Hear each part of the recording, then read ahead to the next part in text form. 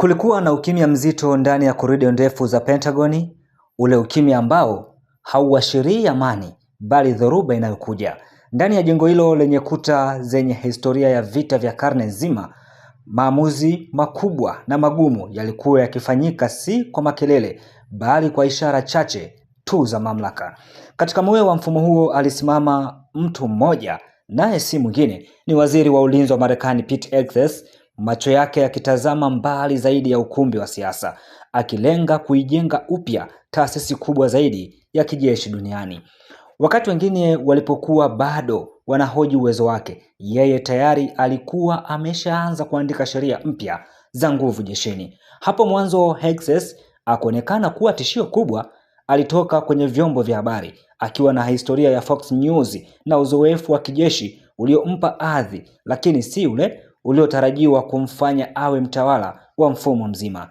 Ndani ya miezi ya kwanza alikumbwa na misukosuko, migogoro ya ndani, ukosoaji mkali na tukio lililokuja kujulikana kama Signet, lililohusisha taarifa nyeti za kijeshi kusambaa nje ya mifumo ya usalama. Kwa wachambuzi wengi huo ulikuwa mwanzo wa mwisho wake, lakini walikosea kabisa. Katika siasa za Washington DC, uwezo pekee haukutoshi, uaminifu ndio silaha kuu. Na hapo ndipo Pete Hegseth alipocheza karata yake ya ushindi. Hakuwahi kumkosoa Donald Trump, hakuwahi kuchelewa kutekeleza maagizo. Alikuwa askari wa kisiasa, mwaminifu, mkali na asiye na hofu ya matokeo. Kwa Trump hilo lilitosha, na hapo ndipo upepo ulipogeuka. Ndani ya kuta za Capitol Hill, John Fetterman alikuwa akizungumza kwa hasira iliyofichika. Alilalamika kuhusu kile alichokiita unyakuzi wa mamlaka, akidai kuwa Pete Hegseth na Steve Fenby walikuwa wakipora uwezo wa jeshi la wanamaji kujiamulia mambo yake, lakini hakujua kuwa ndani ya mfumo aliyokuwa akiupinga kuta zima za masikio. Habari zilifika kwa kasi isiyo kawaida. Ndani ya dakika chache tu hatima yake ikaamuliwa. Aprili 22 akaondolewa mara moja bila mjadala wowote. Ilikuwa si tu kufukuzwa, ilikuwa ni ujumbe.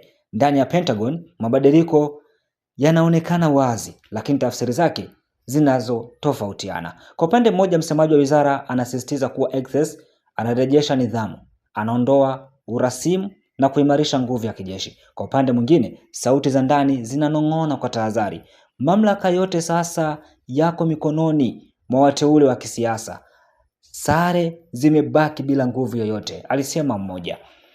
Majenerali wanastaafu kwa lazima, maamuzi makubwa yanapitishwa juu yao, uhuru wao wa kuzungumza umepungua. Hii si Pentagoni walioizoea. Wakati Marekani ikiendelea na operesheni zake duniani, ikiwemo mvutano mkali kati yake na Irani, vita vingine inaendelea ndani ya uongozi wake. Migogoro ya Hegseth na viongozi kama Danny Driscoll limekuwa ikichochea mgawanyiko. Wengine wanaona kama mapambano ya madaraka, wengine kama vita ya maono. Hata ndani ya ikulu, Suse Wills amewahi kuonyesha wasiwasi kuhusu mtindo wake, akihofia kuwa unaweza kuleta matatizo zaidi kuliko suluhu, lakini bado hakuna anayemzuia. Katika mazingira ambayo mawaziri wengine wameondolewa kwa kasi kama Kristi Noem na Pam Bondi, Hegseth ameonekana kuimarika zaidi hata katika kipindi kigumu. Wachambuzi wanasema sasa yuko katika kilele cha nguvu zake. Mfano mmoja wa ndani unaeleza hali ilivyo vizuri. Ni kama dubu anawakimbiza watu msituni. Usiwe na mwisho, utaishi. Na kwa sasa Pete si wa mwisho. Je, Hegseth anajenga jeshi lenye nguvu zaidi au anajenga mfumo wa udhibiti wa kisiasa? Je, uaminifu wote kwa Trump ni silaha ya mafanikio au mbegu ya hatari ya baadaye? Ndani ya Pentagon hakuna anayetoa majibu ya wazi, lakini kila mmoja anahisi kitu. Mabadiliko haya si ya kawaida kabisa, yanapaswa kuchukuliwa tahadhari.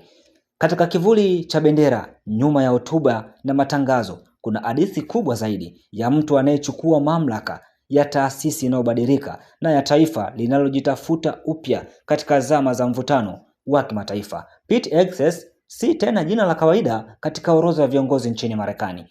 Amegeuka kuwa alama ya zama mpya, zama ambazo nguvu, uaminifu na uthubutu vinachanganyika kwa pamoja kuunda historia inayobadilika. Na kama historia ya Washington inavyofundisha kwa ukali, kila anayepanda juu sana siku moja hujaribiwa kushuka. Katika muda mfupi, zaidi ya viongozi 24 wa ngazi za juu, wakiwemo majenerali na makamanda, wameondolewa au kulazimishwa kustaafu. Hatua hizi zimeelezwa rasmi kama sehemu ya mageuzi ya kuimarisha jeshi, lakini wakosoaji wanaona kitu tofauti: mchakato wa kusafisha mfumo, si kwa utendaji bali kwa mwelekeo wa fikra. Taarifa zinaonyesha kuwa sehemu kubwa ya walioondolewa walikuwa wanawake au watu kutoka makundi yaliyowahi kupewa kipaumbele katika sera za utofauti. Hegseth amekuwa wazi katika msimamo wake, anapinga sera hizo akisema zinapunguza uwezo wa kijeshi. Lakini wachambuzi wanaonya kuwa hatua hizo zinaweza kuleta athari nyingine katika jeshi la Marekani: kupasuka kwa mshikamano wa ndani ya jeshi. Ndani ya utawala kumekuwa na mvutano kati ya viongozi wa kijeshi na viongozi wa kisiasa.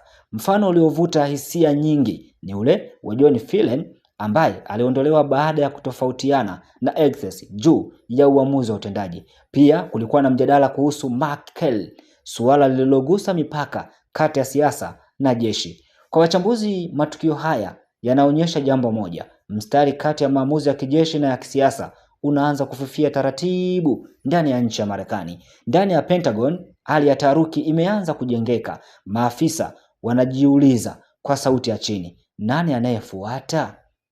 Hata zaidi ya ripoti zinaonyesha kuwa Hegseth mwenyewe ana hofu ya kisiasa, hasa uwezekano wa kuondolewa na Donald Trump, ambaye historia yake inaonyesha kuwa hana subira na wale anaowaona kama mizigo ndani ya utawala. Hali hii imeunda mazingira ya ajabu: kiongozi mwenye nguvu lakini pia mwenye tahadhari kubwa ndani ya uongozi wake. Baadhi ya waliowahi kuhudumu ndani ya mfumo huo wameanza kuzungumza. Paul Hutton alionya kuwa mwelekeo huu unaweza kuunda jeshi linalotii mtu badala ya katiba.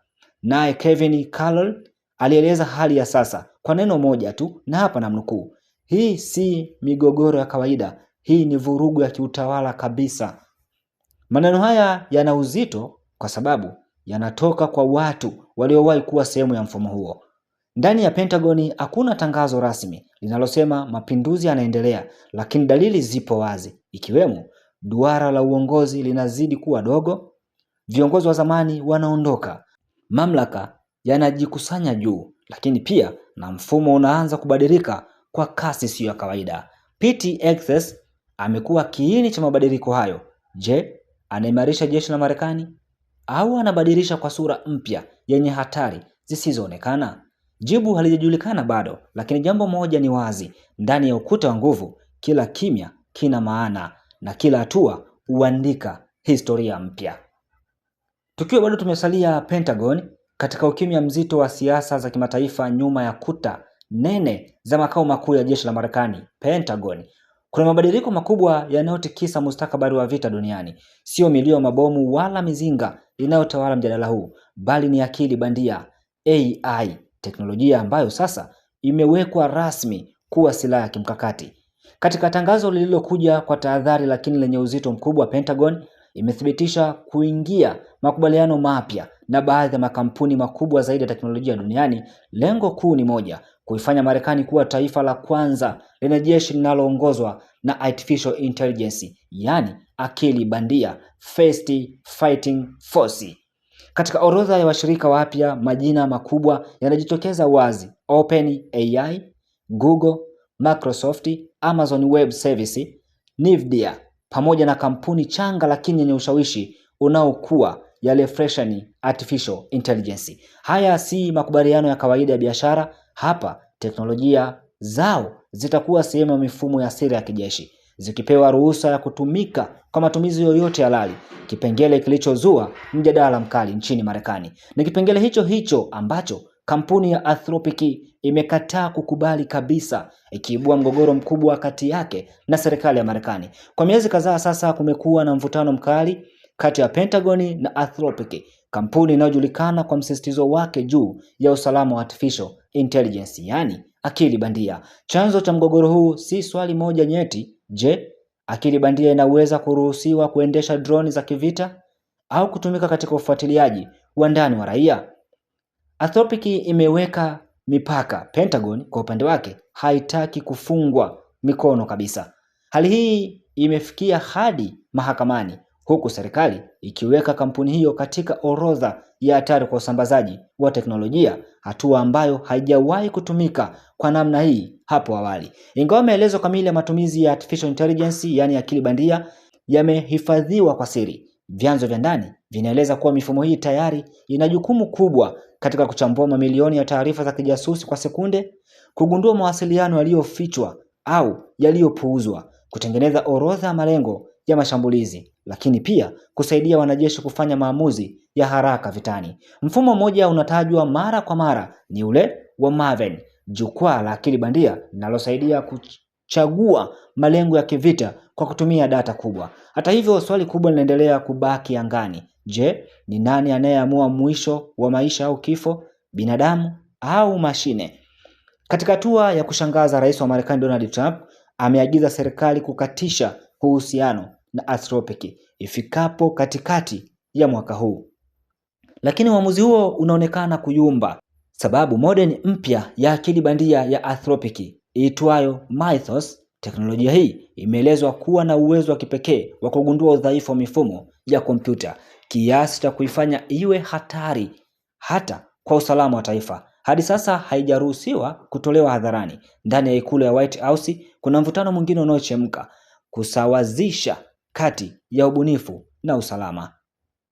Kwa nini haraka hii yote? Kwa sababu dunia haingoji. China, Urusi na mataifa mengine makubwa tayari yamewekeza kwa kasi katika akili bandia ya kijeshi. Marekani haitaki kubaki nyuma kabisa. Afisa mmoja wa Pentagon alisema wazi, na hapa namnukuu: hatuna budi kuhakikisha hatutegemei kampuni moja tu, tunahitaji ushindi na uchaguzi mwingi. Hii ndio sababu ya mikataba mingi kuzuia kile kinachoitwa vendor lock.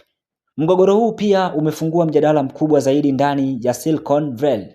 Je, kampuni za teknolojia zinapaswa kushiriki katika vita?